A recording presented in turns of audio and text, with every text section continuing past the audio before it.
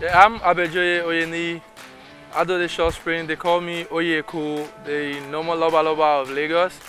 I specialize in the 110 meters hurdles. I'm the current national champion. I'm the gold medalist and the festival record holder in the 110 meters hurdles at the just concluded National Sport Festival. I'm based in Lagos and I train there in Testing Balogun Stadium.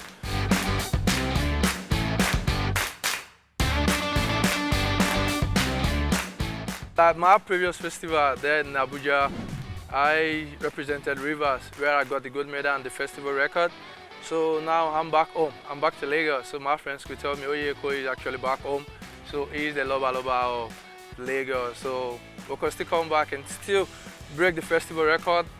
Oye of then said there in Abuja, which now the loba loba of Lagos had to give us a new festival record back here in Lagos.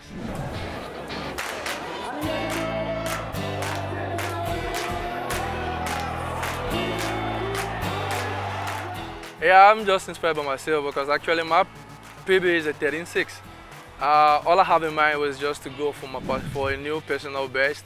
And I know getting a new personal best, I need to break the festival record, but all I could get was a season best, and I think I'm still fine and pleased with that. So it's a lot about personal push this time around.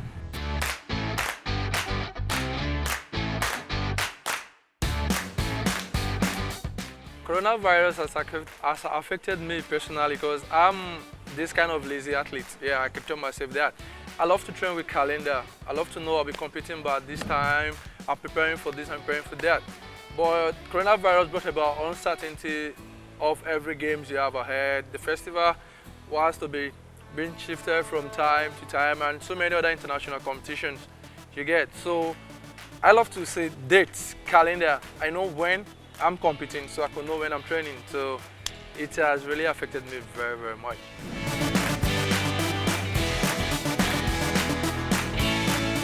The Olympic we hold, measures has been put in place to try curb and protect athletes and so many other people from being affected or to help curb the spread. So I think Tokyo is ready.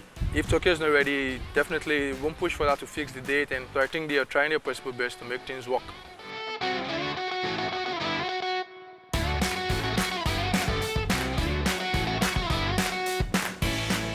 I haven't hit the qualification standard for the Olympics.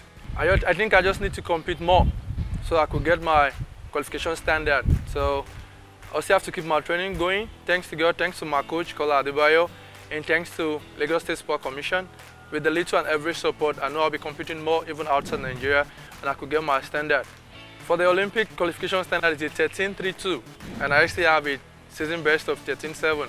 So I need to shave off like 4 macro seconds, and I know I'm good for that.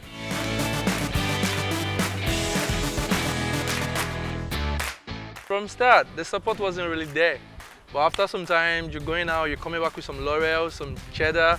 My mom could come knock my door like, hey, young man, are you not working out today? You understand? Well, unlike from scratch, it wasn't like that. Not until when you started making hedge.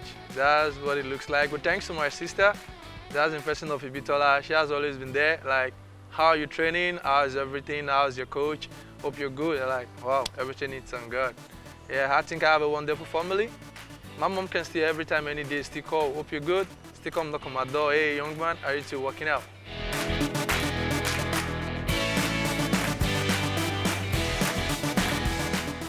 About the 100 meters record, one thing I know about life is that records are meant to be broken. It's all about time.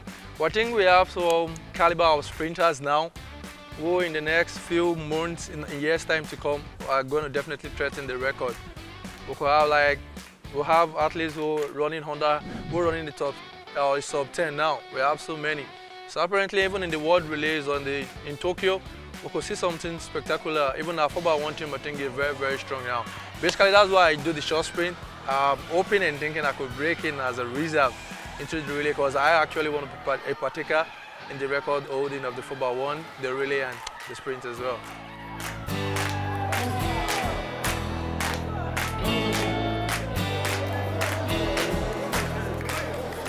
Yeah, my training section is very, very soft. Like I said, I'm the lazy athlete, so basically you can't actually copy or take from me. I love to take my time. I come to training very late, but I love to train in a very, very calm and cool environment. I major in the one thing noodles, so I think I need full concentration, I need to focus.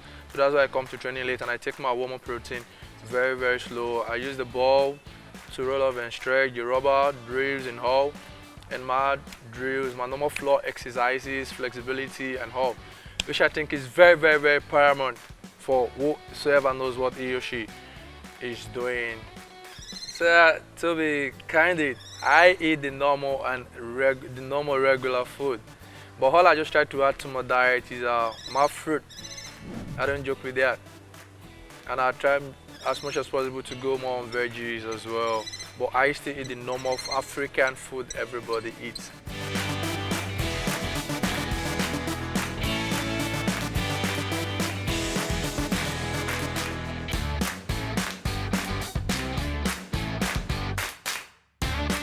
Yeah, the number one basic challenge every athlete needs to go through is medical. Because you're going into pro, it's more than what you think. For you to have a good medical team, it costs you a lot. So I think for the past few months, I choose to stay back in Lagos. Team Lagos has actually helped me come over some of my injuries through the medical team. So I think I gave them kudos for that. The very big thanks to Team Lagos and to my personal physio talk back. Then number two is the fun. The kits are expensive, no doubt. But if you're blessed, you're having access to them, you just have to give thanks to God. The training facilities and all, the gym, and so every other. So the challenges basically have to go with fun, because if you have the fun, you get everything I just listed out to you.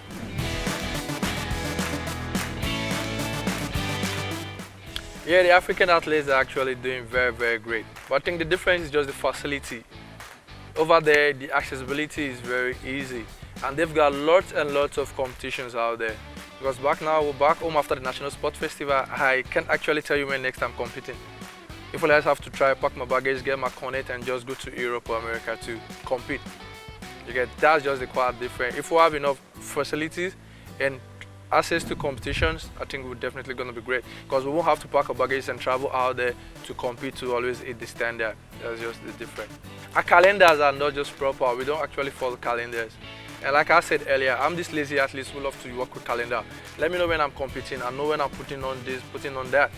That's just the real joke about it. So I love to work with calendar. So if we could have a good calendar, we know when we're training, we know our training programs and everything, we know when you're competing. So you can easily give to yourself, okay, I'll go all out for a week 1, week 2, week 3. I ease off because I have to compete for a week 4. Well, it's not actually like that yet.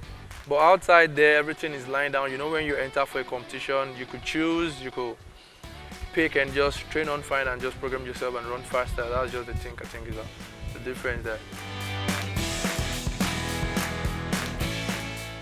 When I started hurdling, I've always loved to watch Darren Robles of Cuba.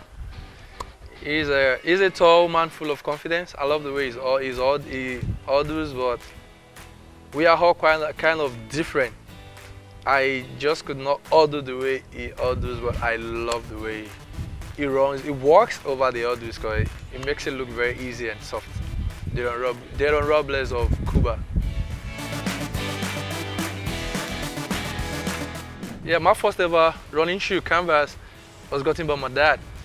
It has been going on fine until like I was supposed to break into the national team 2016, 2017, which were exactly when I lost my dad 2017, and it hasn't been so cool.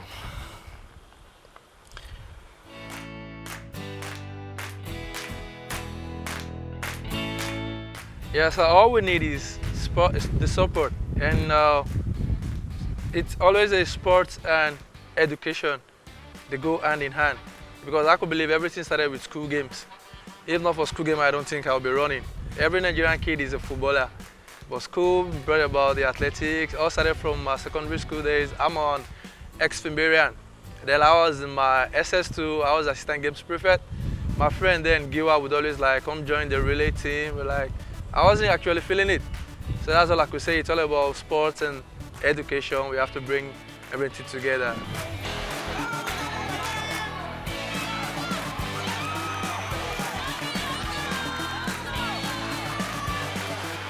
I got so many friends, female friends.